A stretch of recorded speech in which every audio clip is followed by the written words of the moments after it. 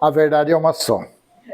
Eles não esperavam que lá no futuro, lá depois dos quase 2000 anos atrás, ou vamos colocar na época de Constantino, uns 1600 e poucos anos, eles jamais imaginaram que ia aparecer um camarada curioso, um camarada que tem tempo e curiando e vai mostrar uma revelação fora de série. Esse orgulho não é da carne do Cláudio Mendes, não. Esse orgulho vem do espírito. E eu vou pegar os romanos no pulo agora. Se os romanos estivessem vivos, eles iriam querer me decapitar. Porque eu peguei eles no pulo agora. E eu vou mostrar para você o acréscimo de Mateus 27. Quando diz que quando Jesus ressuscitou, que muitos ressuscitaram no mesmo dia. De onde eles tiraram isso? Aqui Daniel 12:2. Os romanos colocaram lá. E vem mais de 1000 anos enganando os religiosos, enganando a religião. Mas agora, detalhadamente, vamos entender isso aqui. Muitos dos que dormem no pó da terra ressuscitarão, uns para a vida eterna, outros para a vergonha e horror eterno.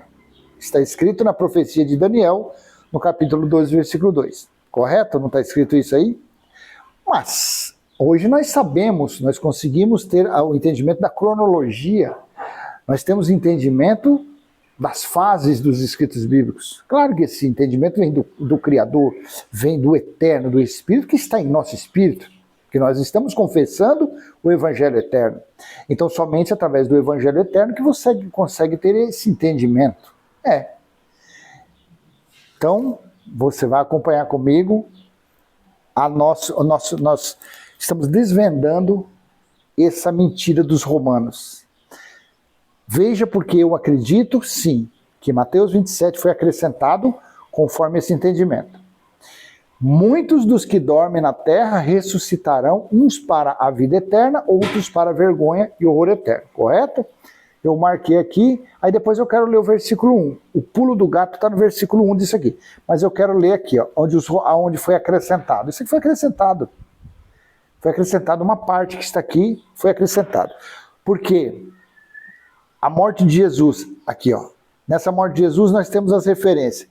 Em Marcos 15, 33, 41, não fala que ninguém ressuscitou.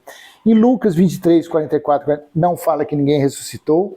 E em João 19, 28, também não fala. Somente no livro mais folclórico, mais cheio de floreações, é o de Mateus. Mateus é o livro que tem mais fábulas. Mas, por ser, eu acho que o primeiro, foi onde os romanos colocaram mais as garras deles. Vamos lá. A morte de Jesus, Mateus 27, do 45 em diante. Aí depois eu quero ler o versículo 1 de Daniel 12, para você ver como essa revelação pega os romanos no pulo. Vamos lá, versículo 45. A partir do meio-dia houve trevas sobre toda a terra até as 3 horas da tarde. Por volta das 3 horas da tarde, Jesus clamou em alta voz, dizendo: Eli, Eli, lama sabachthani. Isso quer dizer: Deus meu, por que me desamparaste? Até parece que ele iria falar isso se dentro dele estava o Espírito de Deus. Ele disse a Filipe: Filipe, eu e o Pai somos um só. Mas tudo bem, deixa isso aí, está escrito aí. 47. Alguns dos que estavam ali ouvindo isso diziam: ele chama por Elias. E logo um deles correu a buscar uma esponja e, tendo-a embebido em vinagre e colocado na ponta de um caniço, deu-lhe de beber. 49.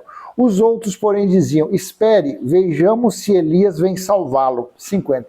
E Jesus, clamando outra vez em alta voz, entregou o Espírito. Olha aqui.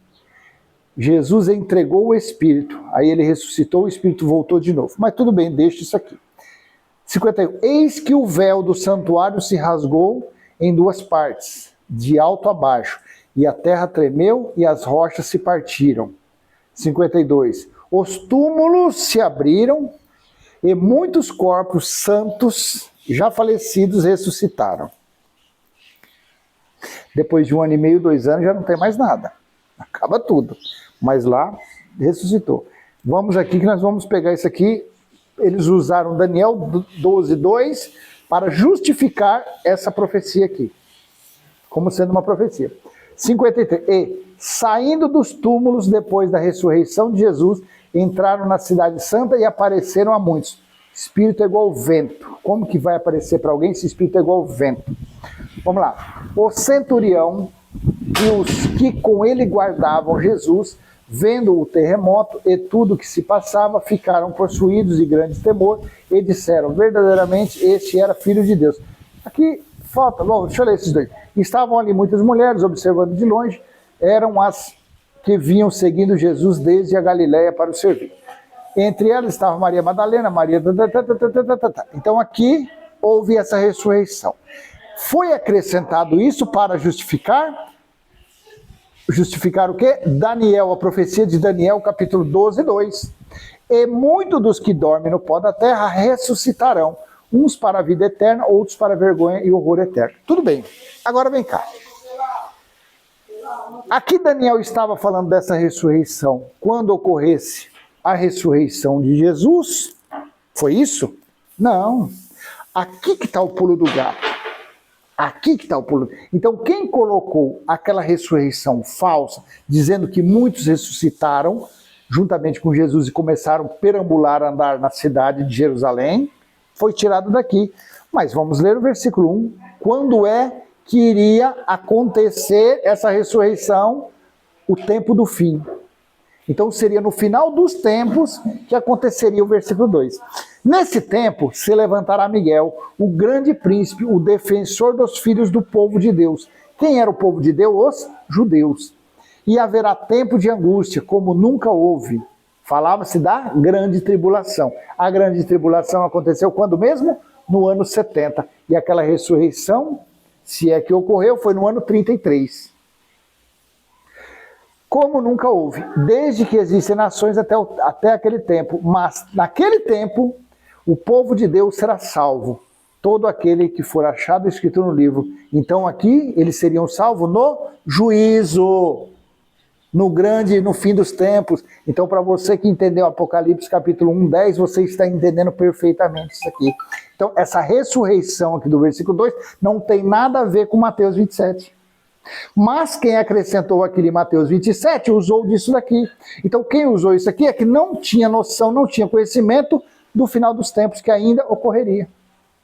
Jesus disse... Mateus 24, 34, que não passaria daquela geração sem que tudo acontecesse. Você está conseguindo a situação que se os romanos estivessem vivos ouvindo isso aqui, eles iriam me decapitar? Pego na mentira. Usaram esse versículo 2 para justificar Mateus 20, como que é aqui? 27, 45 a 56. Usaram isso aqui? Mas não, você lendo aqui, nesse tempo, isso aqui significava o final dos tempos. O juízo, e que aconteceu no dia do Senhor, que aconteceu lá no ano 70 DC, há quase 2000 anos. E aqui falava no povo de Deus, falava-se nos judeus, não falava de gentil. A Bíblia foi escrita de judeu para judeu. Aí aqui tem mais outra coisita, que pega esse acréscimo de Mateus 27, que pega na mentira. Então, quem acrescentou aqueles escritos lá falando que houve aquela ressurreição, que está só no livro de Mateus, Marcos, Lucas e João não tem nada daquilo, fala apenas da ressurreição de Jesus, só isso, é isso que acontece. Depois ele teve um encontro na estrada de Emaús e tal, não teve nada que ninguém ressuscitou, só no livro de Mateus. Aí, nós entendemos pelo versículo 1 que isso aqui falava-se do dia do Senhor, do juízo final, não quando Jesus ressuscitasse. Aí, então, vamos para que veja o que em 1 Coríntios 15, 22 e 23 disse Paulo. Olha o que ele falou. Porque assim como em Adão todos morrem, assim também todos serão vivificados em Cristo. 23. Cada um, porém, na sua ordem. Cristo, as primícias... Depois, os que são de Cristo na sua vinda. Então, a ressurreição não se daria no ano 33, quando ele ressuscitou. Está copiando? Você vê como nós estamos pegando os romanos na mentira? Você vê como nós estamos pegando quem acrescentou aquela ressurreição lá na mentira? Paulo estava falando pelo Espírito da graça, que se eu colocar na NVI aqui, ó, como fica na NVI esse texto aqui, ó. Mas cada um por sua vez, Cristo o primeiro, depois quando ele vier, os que lhe pertencem. Então a ressurreição, no tempo de Cristo, foi só dele. Ele ressuscitou ao terceiro dia, ficou 40 dias. Ponto final, somente ele. Ou será que Paulo não sabia disso?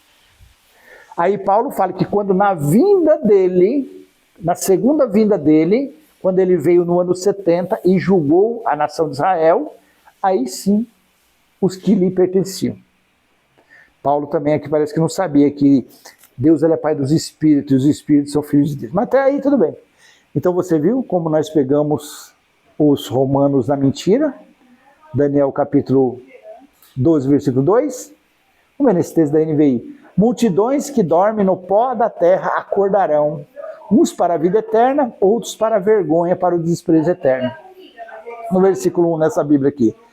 Naquela ocasião, Miguel, o grande príncipe que protege o seu povo, se levantará. Haverá um tempo de angústia como nunca houve desde o início das nações até então.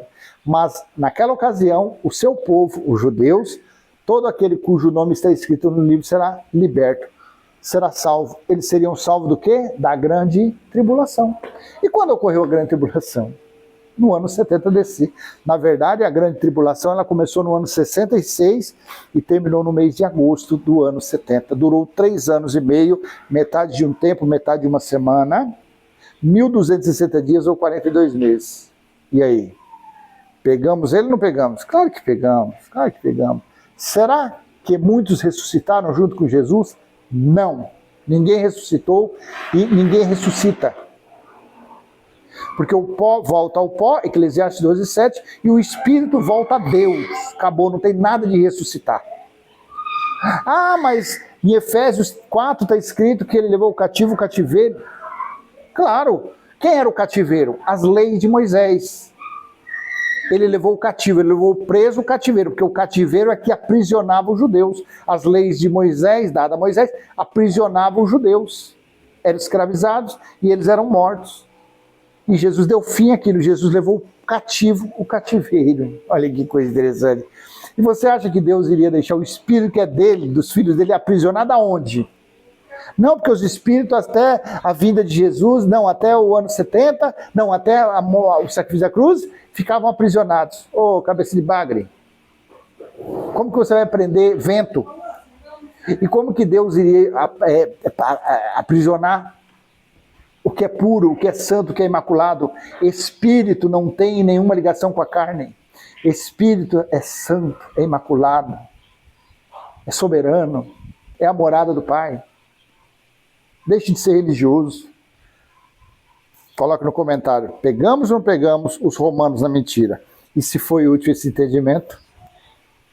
Joinha, compartilhe, se inscreva, ative o sininho e vamos em frente, passando o nosso simples e humilde entendimento, tá bom? Até a próxima, tchau, tchau.